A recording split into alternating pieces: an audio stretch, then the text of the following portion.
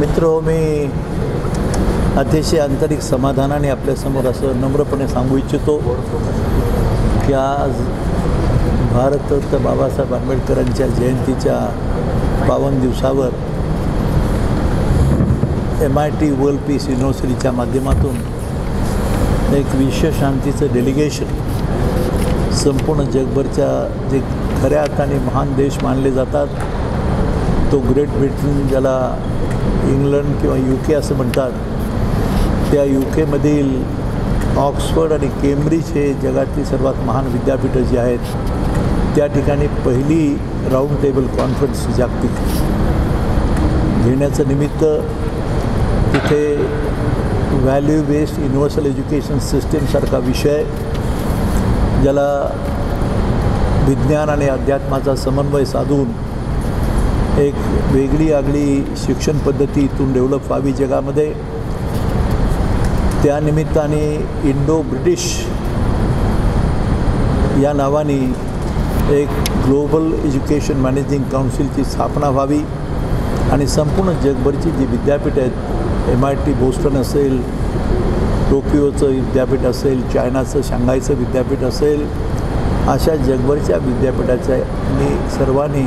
जे शिक्षण तज्ज्ञ आहेत त्या सर्वांनी एकत्र येऊन एक नवीन शिक्षण पद्धती, ज्याला आपण म्हणतो, ज्याच्यामध्ये नुसतं देह आणि बुद्धीचा विचार न करता आत्मा आणि मन याचाही विचार केला जावा आणि अशी एक value based universal education system. Universal म्हटलं की प्रत्येक देशाची संस्कृती वेगळी, त्याचं कल्चर वेगळं, त्याचं तत्त्वज्ञान वेगळं, भूगोल वेगळा, इतिहास वेगळा, हे जरी खरं असलं तर ज्याला युनिव्हर्सल प्रिन्सिपल्स म्हणतात, निसर्ग तत्त्व ज्याला म्हटलं आहे, त्या निसर्ग तत्त्वाचं स्वरूप एकच असतं, एवढं आपण ध्यानात घ्यावं. पण असा सर्व विचार करून खरं म्हणजे पहिल्यांदाच ब्रिटननी अर्ध्या जगावर राज्य केलं हे खरं आहे, पण भारतीय संस्कृती, परंपरा आणि तत्त्वज्ञानाचं चिंतन, ज्याला संत ज्ञानेश्वर टू आईन्स्टाईन असा जो विषय घेतला गेला आणि निश्चितपणे हे जगाला मार्गदर्शक ठरेल अशी ही कल्पना, वसुदैव कुटुंबकमसारखा विचार आणि ज्याला संपूर्ण जीवसृष्टीला एक नवी दिशा देण्याचा प्रयास याच भारतामधून घडला, त्या स्वामी विवेकानंदाच्या माध्यमातून हा विचार जगात मांडला गेला. 11 सप्टेंबर 1893ला त्या फुलरटन हॉलच्या मंचावरून जिथून स्वामी विवेकानंद बोलले, तिथून हा विषय जगाला पुनश्च एकदा मांडावा. हे जगाचं सध्याचं अराजक सर्व अवस्था आपल्याला माहीत आहे आणि हे नवीन, हे सुद्धा तिसरं महायुद्धच आहे. करोना व्हायरसपासून काय घडलं ते तुम्हाला माहीत आहे. 2 वर्ष आपण सर्व चर्चेस, मंदिरं,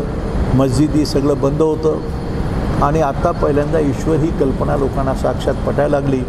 हे सर्व विचार वेगळ्या पद्धतीने मांडावे आणि जगभरच्या मते ग्रेट ब्रिटन म्हणजे UK असेल, लंडनचं ऑक्सफर्ड विद्यापीठ असेल, केम्ब्रिज असेल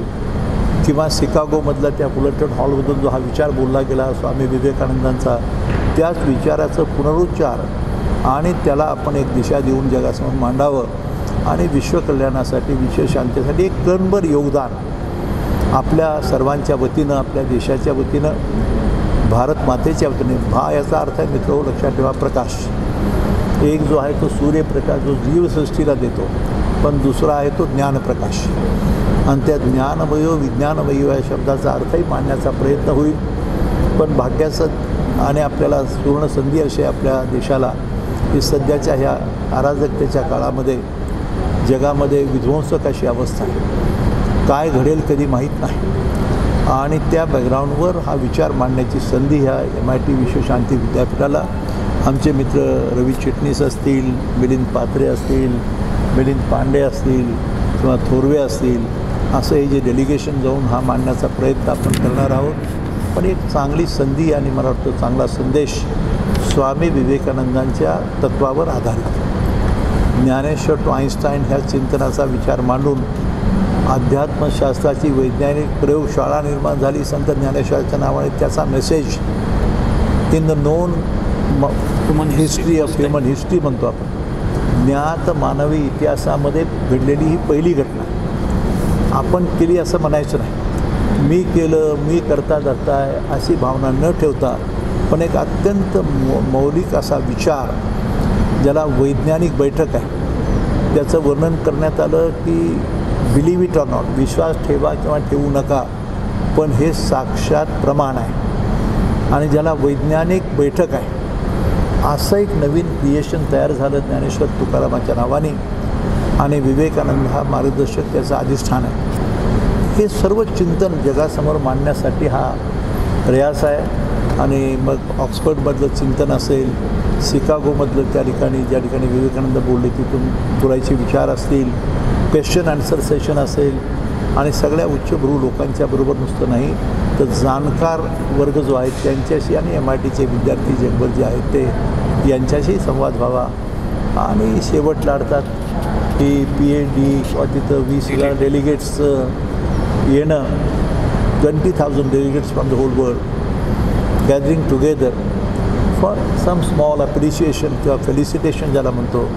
हा एक जीवनाचा एक मोठा वेगळा विषय आहे. पण मला असं वाटतं की आपलं कर्तव्य म्हणून की आपल्याला कर्तव्याचा एक आशीर्वाद वेगळा हे कार्य करण्याची संधी, त्याच्याबद्दल मी सर्वांना धन्यवाद देतो. आपण सर्वांनी आशीर्वाद द्यावा अशी प्रार्थना करतो आणि थांबतो. धन्यवाद.